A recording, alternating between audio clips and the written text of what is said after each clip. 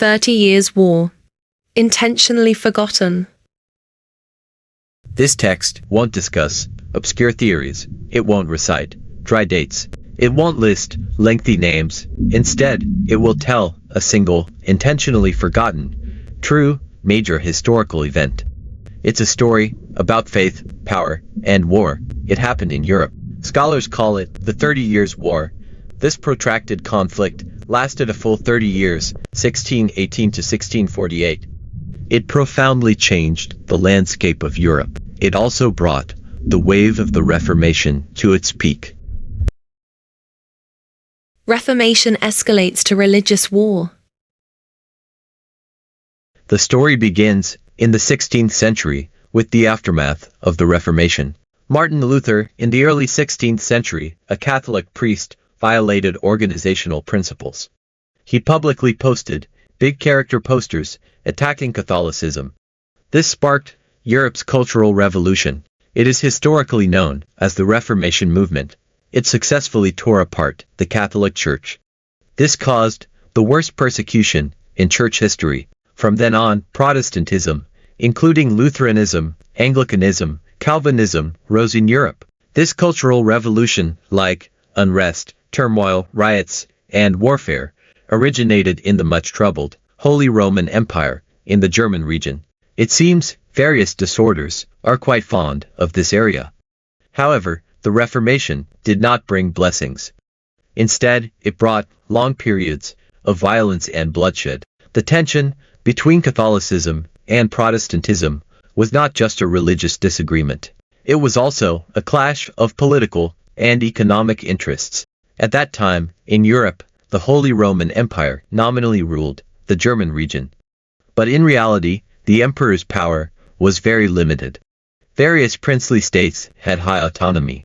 Some states chose Protestantism, others adhered to Catholicism. This made the entire German region full of religious opposition, a powder keg ready to explode. The fuse that lit the 30 Years' War was in Bohemia, now part of the Czech Republic. The local populace may have been particularly fierce and combative. If words failed, they debated with swords. There is a basis for saying this. 2 centuries earlier, a similar religious event occurred. At that time, Martin Luther's predecessor, Jan Hus of Bohemia, also led a religious reform movement. He was condemned by the papacy as a heretic and burned at the stake. The Bohemian people were not convinced. So, they rose up, leading to the Hussite Wars, which lasted over a decade.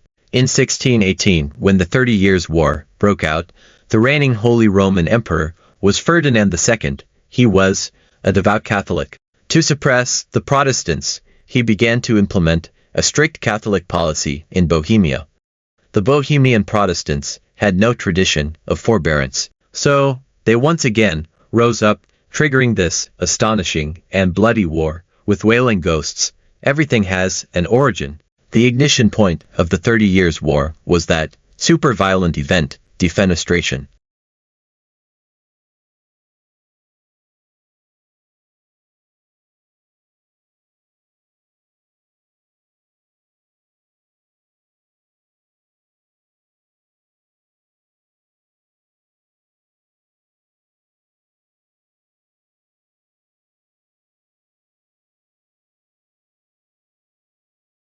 The defenestration incident. Historically, Prague has witnessed 2 defenestration incidents. Perhaps Bohemians have a special custom of throwing living people out of windows to fly into the blue sky. The previous Prague defenestration incident occurred in 1419. The location was the Prague New Town Hall. At that time, Hussite rioters stormed the town hall. They savagely threw 7 city councillors, including the mayor, out of the window. After landing, they were then speared by the mob below. This bloody, violent incident directly triggered the Hussite Wars, which lasted 15 years. What happened before serves as a lesson for what comes after. This defenestration incident, of course, happened in 1618. The location was Prague Castle. At that time, a group of Bohemian Protestant rioters stormed the castle. They accused the emperor's 2 imperial commissioners of violating the imperial edict. They also believed them to be the masterminds behind the persecution of Protestants. Both sides had a fierce argument. The atmosphere was extremely tense. Later, the rioters lost control and became enraged. They threw these two imperial frontier officials and a secretary out of a window. The height from the window to the ground was 17 meters. However, all three officials miraculously survived. It is said that they all fell onto a pile of rubbish and excrement. These soft accumulations acted as a buffer. Regarding the miraculous survival of these three officials, both sides had different interpretations. The Catholic side claimed it was the manifestation of the Mother of Justice, that is, the intervention and protection of the Virgin Mary. The Protestant side, however, believed it was just good luck.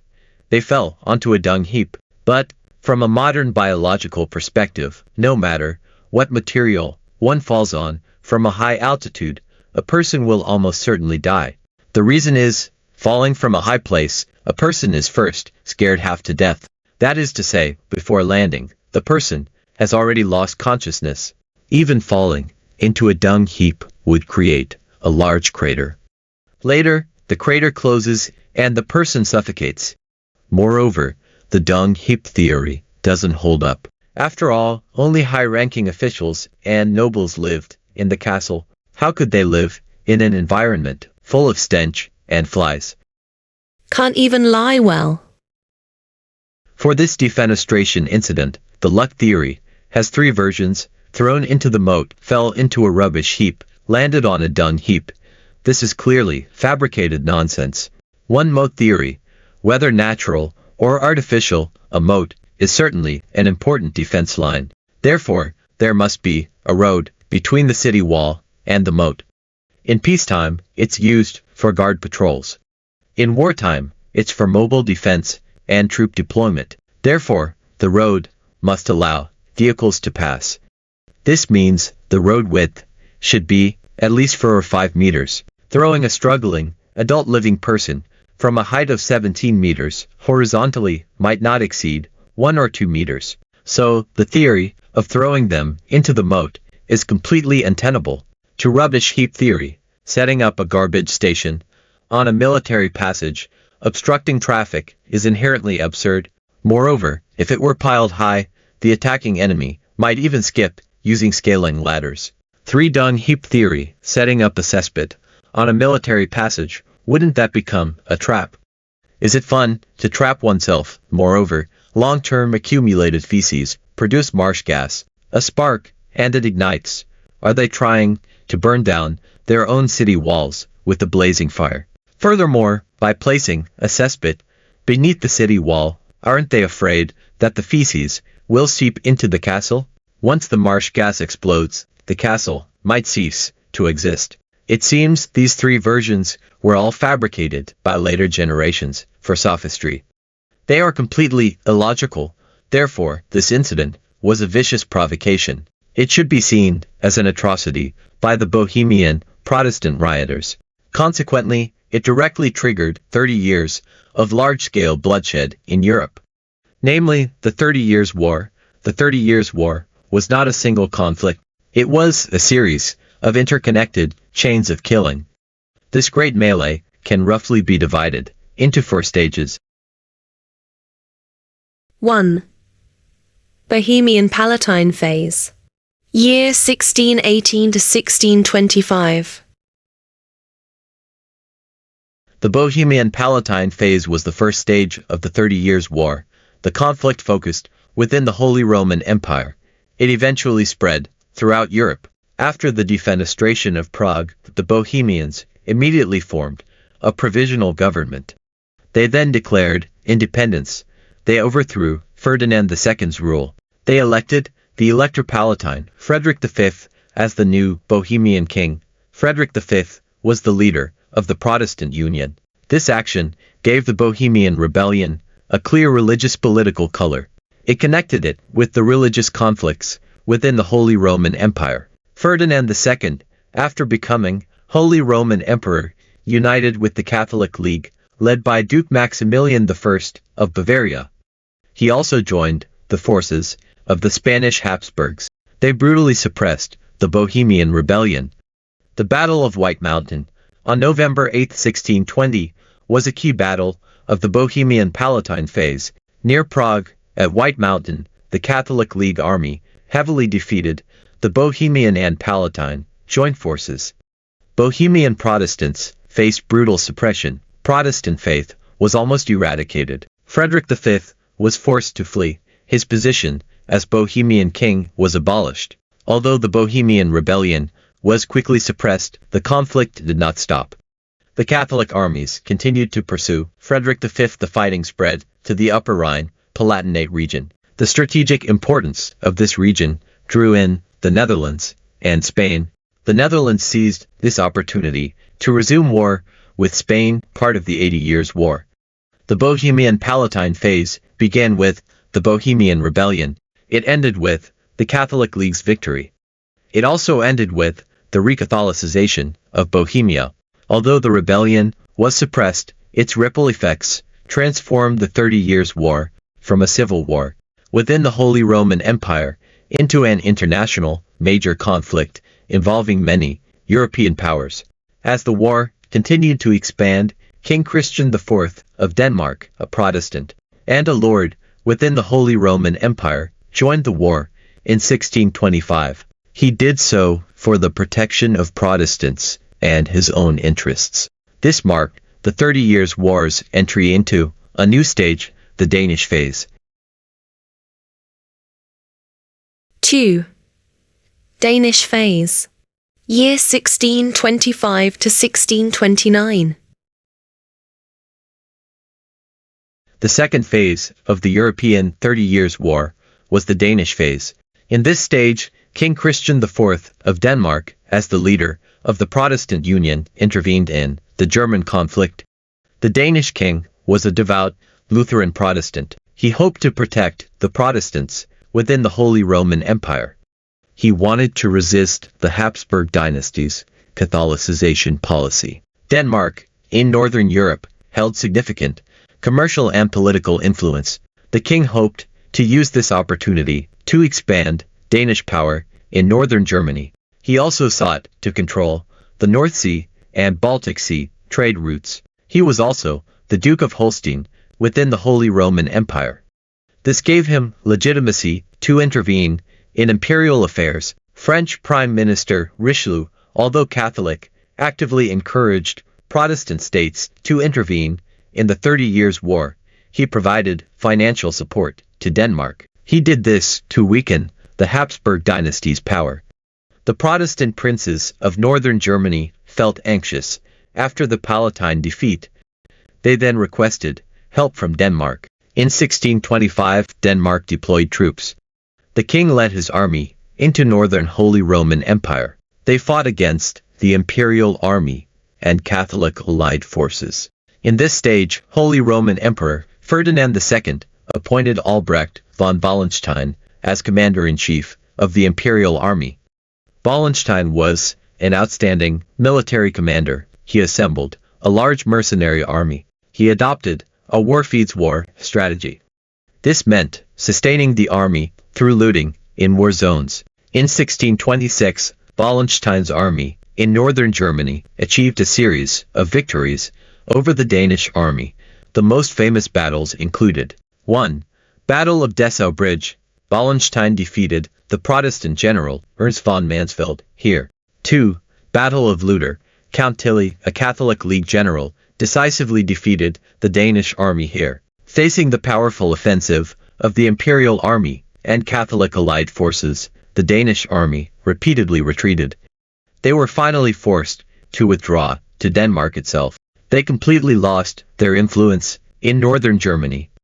In 1629, Denmark was forced to sign the Treaty of Lübeck with the Holy Roman Empire. According to the treaty, Denmark promised not to interfere in German affairs.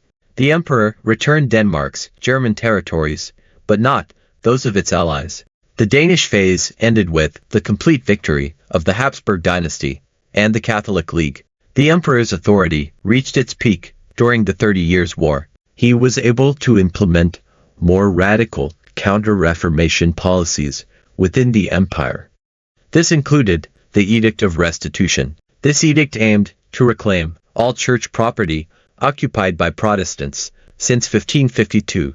In fact, the Catholic Holy See has not yet given up claiming compensation for plundered church property. Denmark's defeat plunged the Protestant princes of northern Germany into despair. The survival of Protestantism in Germany faced a serious threat. At the same time, it created conditions for the intervention of King Gustavus Adolphus II of Sweden. As another important leader of the Protestant Union, he would become a prominent figure in the next stage of the 30 Years' War. 3. Swedish phase. Year 1630 to 1635. This phase is characterized by the war intervention of Swedish King Gustavus Adolphus II. His military genius and battle-hardened army brought revolutionary changes to the war's landscape. It temporarily reversed the Protestants' decline. This Swedish king was a devout Lutheran Protestant. He deeply believed he had a duty to protect German Protestants. He opposed the Habsburg dynasty's Edict of Restitution. This edict threatened Protestant land and religious freedom in Germany. Sweden, in the Nordic region, held important strategic significance. The king hoped to secure Swedish hegemony in the Baltic Sea region. He wanted to prevent the Habsburg dynasty's power from expanding into northern Europe. He did this by intervening in German affairs. French Prime Minister Richelieu continued to pursue a policy of weakening the Habsburg dynasty. He provided large financial subsidies to Sweden. This encouraged Sweden to fight the empire. Denmark's disastrous defeat in the previous phase left the Protestant princes of northern Germany in dire need of new leadership. They needed to resist the emperor and the Catholic League. In 1630, the Swedish king led 13,000 Swedish troops. They landed in Pomerania. This began Sweden's military operations in the 30 Years' War. This Swedish king was a famous Lion of the North and military reformer in military history. He introduced the following innovations. 1. Emphasis on linear infantry formations. This increased the musketeers' firing speed and firepower density. 2. Lighter, more mobile artillery. Swedish forces equipped with these could move with infantry. This improved battlefield support efficiency. 3. Focus on close coordination between infantry, cavalry, and artillery. 4. Emphasis on discipline and training for the army. Religious education boosted soldier morale. The Battle of Breitenfeld was the turning point of the Swedish phase. The Swedish-Saxon Joint Army, led by the Swedish king, decisively defeated the Catholic League army, commanded by Count Tilly. This happened near Leipzig at Breitenfeld. The victory in this battle completely reversed the Protestant disadvantage in the war. It shocked all of Europe. It proved the superiority of the Swedish military system. After winning the Battle of Breitenfeld, the Swedish army advanced triumphantly. They moved south, occupying large areas of southern Germany.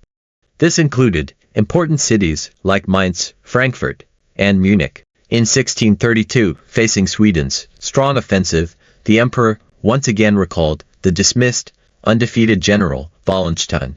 The Swedish king and Wallenstein's army fought a decisive battle at Lutzen.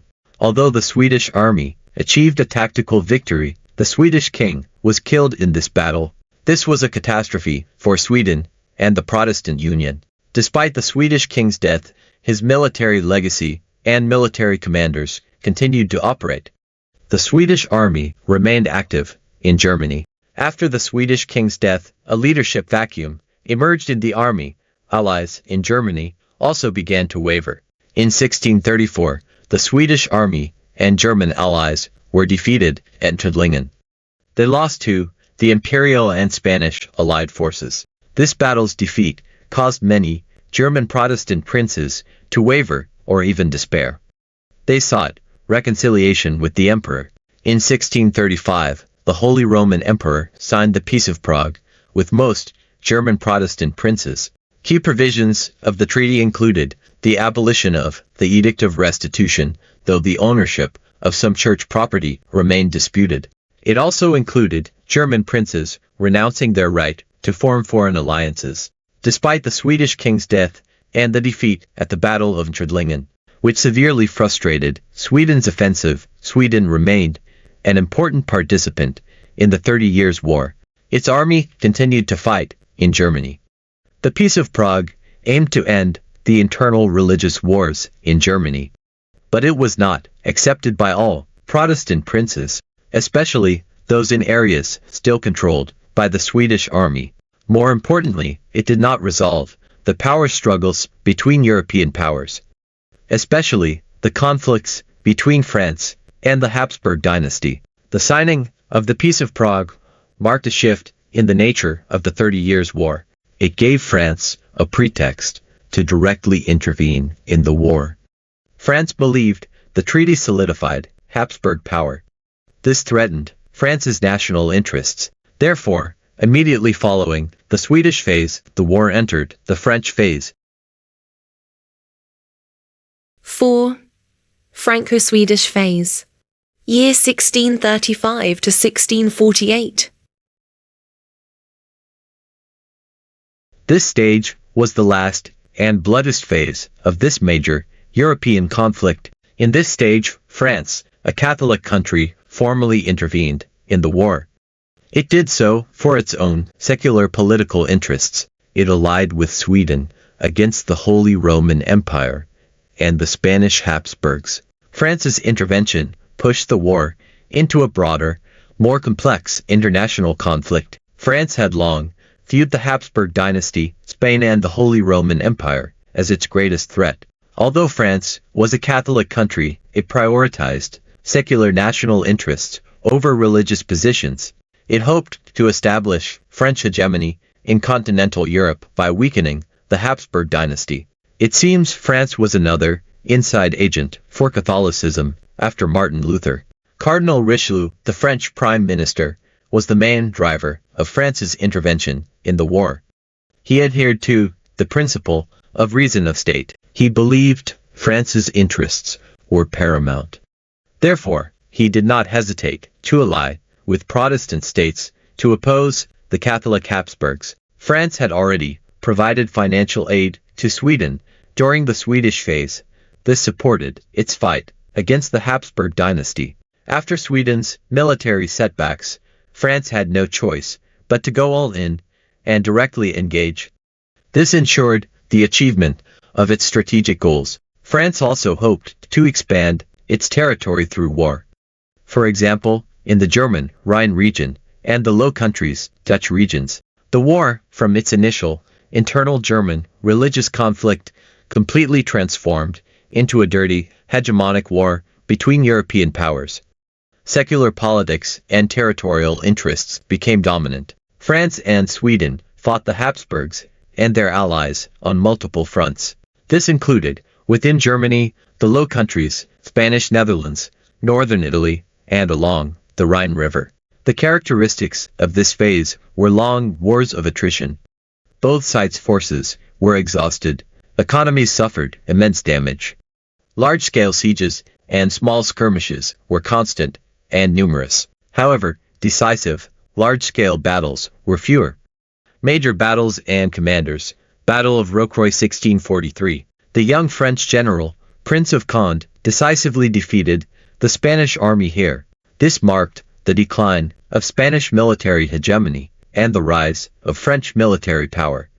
Thuringian Bavarian Campaign 1645 to 1648. French and Swedish allied forces achieved multiple victories in southern Germany. They advanced deep into the electorate of Bavaria. This forced Bavaria to separate from the empire. Battle of Jankau 1645. Sweden achieved an important victory in Bohemia. This further weakened the imperial army's strength. In 1634, at the end of the Swedish phase, the undefeated general, Wallenstein, was dismissed by Emperor Ferdinand II and assassinated. This had a significant impact on the Habsburg dynasty's military command structure. It also indirectly led to France's full intervention Years of warfare led to economic collapse in the participating countries. People lived in hardship. Famine and plague ravaged the land. The German regions especially suffered devastating blows. The population sharply declined as the war became protracted and stalemated, and all belligerents became exhausted. Peace talks began in 1643. They were held in Munster and Osnabrück in Westphalia. After long and complex negotiations, the Peace of Westphalia was finally signed in 1648. This marked the end of the 30 Years' War. The Franco-Swedish phase was the final chapter of the 30 Years' War. It completely changed Europe's political map and international order. It laid the foundation for Europe's entry into the modern era. The Peace of Westphalia. After 30 years of brutal and dark slaughter, all belligerent nations were exhausted. They could no longer continue. Thus, in 1648, European countries in Westphalia, Germany, signed a series of treaties. These are collectively known as the Peace of Westphalia. The significance of this treaty: it recognized the legal status of Protestantism, including Lutheranism and Calvinism, in Germany. It re-established the principle of cuius regio, ius religio, whose realm, his religion. This meant that rulers of each state could freely choose their religious faith. Citizens had to follow, other nations could not interfere. This marked the beginning of religion's waning dominant position in European politics. It greatly weakened the centralized power of the Holy Roman Emperor. The princely states within the empire gained almost complete sovereign independence. This also plunged the German region into long-term division. It did not finally unite until the 19th century. The treaty laid the foundation for modern international relations, namely the sovereign state system. It emphasized that states possess supreme authority within their territory. They are free from external interference. Each nation is an independent entity internationally. This paved the way for the formation of modern international law. France gained enormous political and strategic advantages through this war. It consolidated its hegemonic position in Europe. This laid the foundation for France's future glory. The German region was the hardest hit by the war. It suffered devastating destruction. This led to a sharp population decline, economic devastation, and civilizational regression. It would take a long time to recover. The 30 Years' War is a bloody and long story. It tells posterity religious conflicts often escalate into secular, political conflicts. Differences in faith can be the fuse for wartime atrocities, but behind them often lie deeper secular factors of power, economy, and geopolitics. War has no true winners. Even apparent victors paid a heavy price. For the German region, it was a complete and utterly unprovoked disaster. It marked the end of the old era and the beginning of a new one. Like cold water, it extinguished the fervor of the Reformation. It was replaced by secular politics and the principle of national interest above all else. Europe thenceforth moved towards the modern era of international relations centered on sovereign states. Reflection. War never has a true winner. Regarding the 30 Years' War, the Catholic bloc did not achieve the goal of eliminating Protestantism. It was, by all accounts, a loser. The Protestant bloc was basically continuously pressed into submission. Without France's short-sightedness and crucial rescue, Protestantism would certainly not exist. France, as a politico-religious entity, helping enemies eliminate its own kind, was truly bizarre, and made it a laughingstock. When Protestantism grew strong, it did not spare France. Crucially, France's betrayal brought divine retribution. France was utterly disgraced in both world wars. If one is superstitious, then France's two humiliations were punishment for the crimes of the 30 Years' War. No wonder the Protestant bloc didn't give France credit.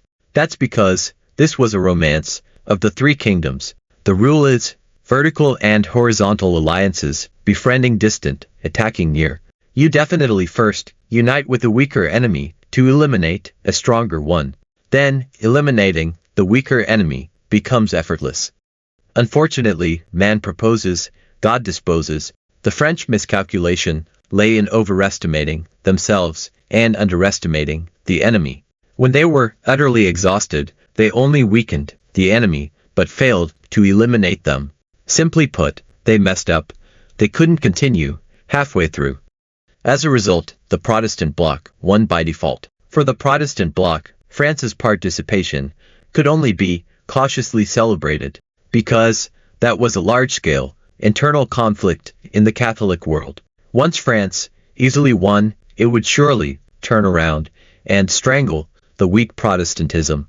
In the later stages of the war, France, a Catholic country for secular national interests, actually allied with the Protestant bloc, Sweden, and German princes, which it considered heretical. They fought against the Catholic allied forces. How ironic, absurd, and laughable. No wonder some outside detest Christianity. It was all self-inflicted. This outcome clearly shows that secular interests had surpassed religious beliefs. They became the core drivers of war and diplomacy. The Peace of Westphalia, re-establishing the principle of cuius regio, ius religio, undoubtedly strengthened corrupt politics of church and state, combined. The evil of the 30 Years' War originated from the Reformation movement. Therefore, the culprit who created this earthly hell is definitely the Reformation movement. The catastrophe of the 30 Years' War also ended the Reformation marathon, which surprisingly lasted 130 years. But unfortunately, its lingering poison still pollutes what should be pure air. Regarding the outbreak of the war, that inexplicable religious fanaticism was the main driving force. The meaningless doctrinal disputes between Protestantism and Catholicism both triggered unprovoked disasters. However, the prolonged and extreme brutality of the war gradually made people realize the human calamity brought by religious fanaticism. It caused millions of innocents to die prematurely. It destroyed thousands of years of civilization. The 30 Years' War, a hellish lesson. Although the past is unbearable to recall for the sake of forgotten commemoration, and to promote the ecumenical Christian movement, the courage to look back is still necessary. Because, without denying the Reformation, the ecumenical movement will forever be a sordid deception